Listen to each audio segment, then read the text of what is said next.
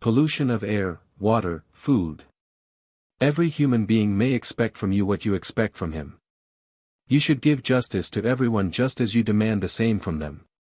You should not apply different sets of standards and believe that you have greater rights than your fellow human being in those instances where you are beneficiaries of what has freely been bestowed upon you by me, what you have not acquired yourselves but what is at the disposal of all people equally, meaning those spiritual and earthly riches which my love and my creative will always place at your disposal. This includes all gifts which you receive from my hand, which you cannot produce yourselves, which are present without your involvement, and which contribute towards your continued existence, which are necessary for your natural life, and which may not be taken away from any human being if his life should not be endangered. These are the life-preserving elements to which every human being is entitled, and which may not be taken away from him by other people, or the offense against my eternal order has far-reaching consequences which not only affects the guilty people but also the creations and can even result in their termination. You will understand this by merely asking yourselves what elements of life you require and imagine their diversity, when you experience air and water and their composites and effect on yourselves, which give the human being complete health, but which can also result in illness and destruction of the body's organs when, due to human will, contamination of air and water occurs that causes incalculable damage. And the sinfulness of people already shows itself in the fact that they are not afraid to pollute this particularly important life-preserving element such that it brings about life-threatening damage to their fellow human beings.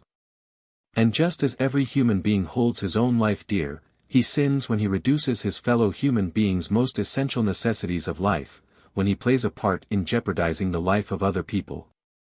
In addition, endangering life also includes when the soil, which produces nourishment for human and animal life, becomes deprived of its natural quality, when, by the use of artificial agents, the designated land for cultivation takes on a different quality, the products of which now also contain substances that are by no means beneficial for the human body.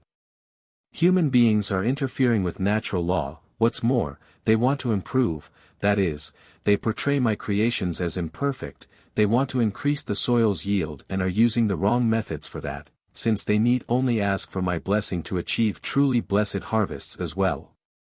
Another sin in this respect is the harvesting of fruit before it has ripened, when, because of greed and materialistic thought, harvesting takes place in advance of the natural process of ripening, and when, as a result, the human body is forced to fight against as yet immature substances, which is not a merely physical but also a spiritual matter which is frequently unknown to you.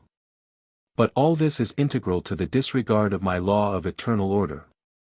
The human being damages his fellow humans, he does not treat him fairly, and he contributes towards the steady increase of chaos on earth, because only an earthly life lived within lawful order can have the right effect for body and soul. Every human being has the right to have the order of nature upheld because I made creation for the whole of humanity and not just for one human being. Every person requires clean air, clean water and good food for his physical life, and no human being is entitled to cause harm to another that he wouldn't want to be caused to himself. But during the last period before the end there is no more consideration for the life of other people, all kinds of unscrupulous experiments take place, and always just because of ambition, greed or hunger for power, which endangers all healthy life. Thus, he who wants to destroy all living creations to release the constrained spirit within in the mistaken assumption that it will then belong to him again, is triumphant. All people who act in opposition to divine order have handed themselves over to him, they follow his suggestions and ignore my commandments which require love and justice. Everyone just thinks of himself and his own advantage, and the fate of other people leaves him untouched. The life of his fellow human being is no longer sacred to him, otherwise it couldn't come to what is to be expected with certainty, that the life of all human beings will be gambled with because the divine laws of nature will be overthrown, because one day the elements will forcefully break through. Human beings themselves will be the cause of this because they sin against divine order, against my commandment to love God and their fellow human beings. Amen.